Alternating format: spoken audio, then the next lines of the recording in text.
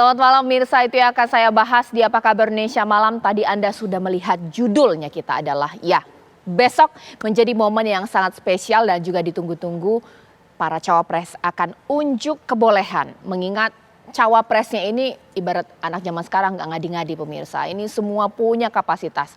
Gibran kepala daerah, Mahfud MD Menko Polhukam, bahkan juga ini Amin atau juga Muhaimin Iskandar, sampai saya lupa ya. Muhaimin Iskandar ini juga tidak bisa kita anggap remeh. Semuanya punya pengetahuan yang luar biasa. Tapi yang akan saya bahas di malam hari ini adalah, nah kira-kira persiapannya seperti apa? Siapakah yang unggul dalam debat cawapres besok pemirsa? Yuk langsung saja kita bahas. Di studio TV One ini sudah hadir 3 narasumber saya. Di ujung sana pengamat politik kita Mas Nyarwi. Selamat malam, assalamualkum. Malam Cak, assalamualaikum.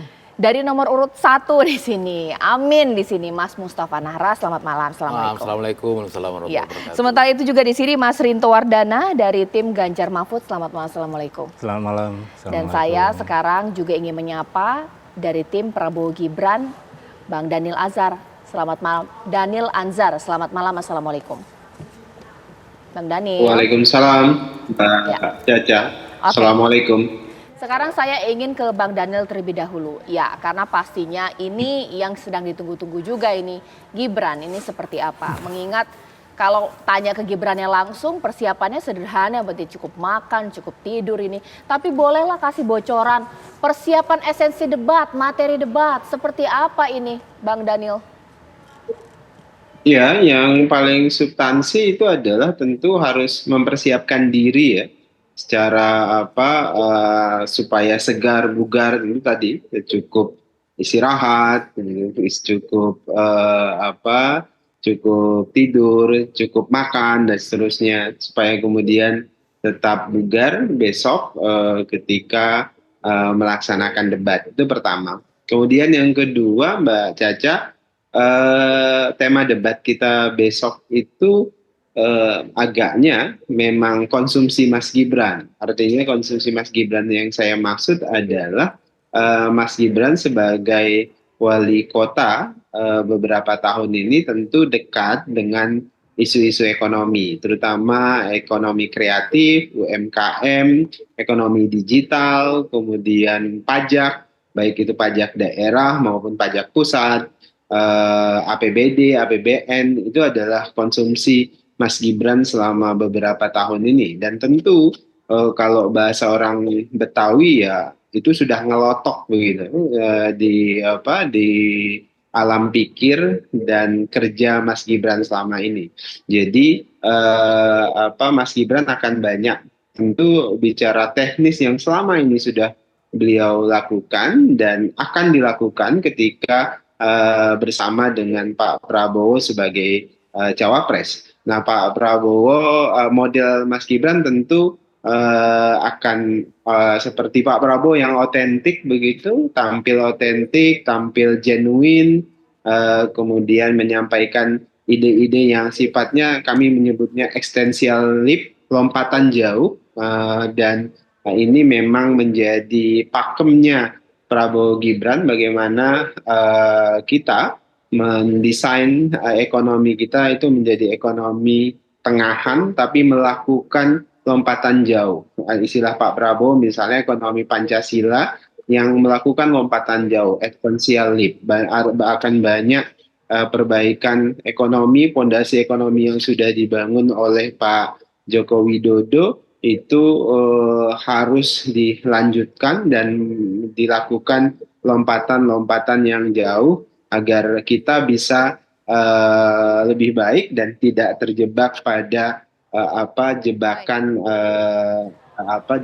ekonomi menengah begitu, Mbak. Oke, sekarang saya ingin ke Mas Nara. Mas Nara, bagaimana ini? Persiapannya seperti apa? Dari tim support data apa saja? Karena ini merupakan tema yang cukup berat ya, ekonomi ya. Ya, memang tema untuk tanggal 22 itu nggak biasa ya. Tentang ekonomi, tentu nanti pasti akan membahas tentang pertumbuhan ekonomi, itu pasti. Hari ini Mas Muhaimin, Cak Muhaimin, berkumpul dengan seluruh tim di Hotel Area Duta sejak tadi pagi sampai maghrib tadi. Salah satunya juga membahas tentang persiapan besok tanggal 22. Dan tadi saya bisikkan kepada beliau, selain tema-tema dan persiapan material. Kami juga membocorkan besok ada perubahan di situasi secara teknis. Mbak Caca udah tahu perubahannya apa? Mungkin belum.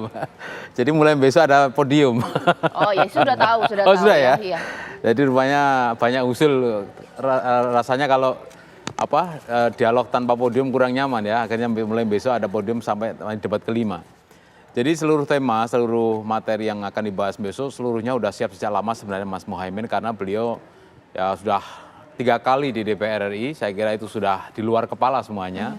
Apalagi beliau bekas Menteri Tenaga Kerja, saya kira hal-hal yang dibahas besok itu tidak akan menjadi kendala untuk Pak Muhaimin. Dan hari ini berkumpul seluruh tim termasuk tim debat sudah berkumpul untuk persiapan besok malam itu. Tidak ada masalah yang nggak berat, meskipun temanya berat, tapi tidak ada masalah yang nggak berat. Pasalnya kita memiliki data bahwa memang yang ditunggu itu sebenarnya bukan Mas Muhaimin sebenarnya. Yang ditunggu besok itu adalah pertemuan antara Gibran dengan Pak Mahfud MD. Kenapa? Ya itulah, baik. itu rata-rata nggak menunggu Pak Muhaimin itu. Jadi kita anggap enteng aja, karena debat-debat seperti biasa. Jadi mungkin besok itu nggak menarik hati itu Pak Muhaimin, nggak dilihat itu.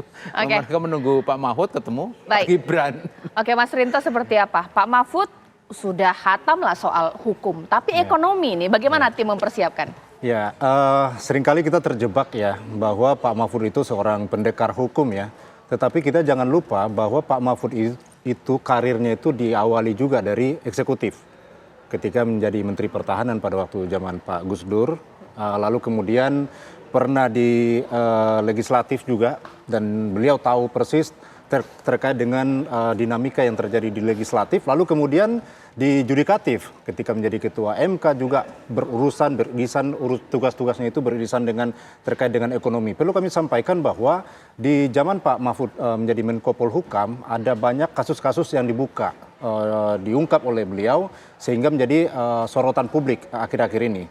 Bahkan ada beberapa yang belum selesai seperti kasus sawit, Darmadi di Riau, dan beberapa kasus-kasus termasuk Asabri juga menjadi concern Pak Mahfud ketika itu. Nah, ini kan persoalan yang timbul yang merembet kepada kasus-kasus ekonomi. Jadi ketika kita berbicara soal ekonomi, kita jangan lupakan bahwa soal ekonomi itu selalu beriringan dengan regulasi atau terkait dengan ketentuan hukum, peraturan perundang-undangan. Nah, Pak Mahfud itu punya pengalaman sangat luas terkait 3 hal ini, mulai dari yudikatif, legislatif, dan eksekutif. Sehingga kemampuan Pak Mahfud ini bagi kami tidak perlu kami ragukan lagi, karena beliau tahu persis dalamannya bagaimana mengeksekusi, bagaimana memitigasi, bagaimana juga mencegah dan juga melindungi terkait terutama pertumbuhan ekonomi, investasi ke depan. Itu yang akan dilakukan oleh Pak Mahfud. Oke, sekarang saya minta Mas Nyarwi untuk memberikan tanggapan. Temanya berat, tapi sebenarnya masyarakat itu menunggu esensi tema atau memang performa dari masing-masing. Gibran terutama, ada Mahfud MD, bahkan juga Caimin. Ya jelas, di luar pertanyaanmu yang paling penting masyarakat itu menunggu kejutan, Cak. Oke. Nah, kejutan ini datangnya dari mana kan gitu, dan dari siapa kan gitu. Contoh, dan dari apa juga. Contoh begini, kalau dari mana itu kan orang sering bicarakan di banyak sosial media misalnya ya. Itu nanya kira-kira performa Mas Gibran bagaimana kan gitu. Nah, itu juga ditunggu. Apakah luar biasa atau mungkin ada berapa blunder kayak misalnya slip tang kayak dulu-dulu itu juga begitu. Itu juga akan menjadi perhatian. Terus yang kedua, yang tadi kamu tanyakan soal performa. Ya, kemampuan misalnya penguasaan materi. Ya, dari para cawapres ini, Pak Mahfud, tadi misalnya Pak Mahfud bidangnya hukum, kira-kira bagaimana dengan tema ini kan masyarakat menunggu juga gitu loh, Caimin juga gitu kan gitu. Nah, saya kira mereka juga menunggu performa, kemampuan gitu ya, menjawab pertanyaan panelis, kemampuan menyampaikan gagasan, atau bahkan mungkin ada ide-ide baru apa yang mengejutkan. Jangan-jangan yang dimunculkan misalnya di mata kelas menengah atas ya, ini idenya nggak ada yang baru nih soal ekonomi digital, kreatif gitu ya. Kalau misalnya ada hal yang luar biasa, termasuk misalnya bisa memberikan harapan ya, bahwa pertumbuhan ekonomi kita ke depan akan misalnya luar biasa berkembang dengan basis misalnya platform digital, misalnya begitu. Atau mungkin juga ini diintegrasikan dengan pola-pola perlindungan penegakan hukum, tadi misalnya Bung Rinto ya, seperti itu. Atau misalnya ekonomi yang bisa dinikmati dan tidak ada kesenjangan, misalnya begitu.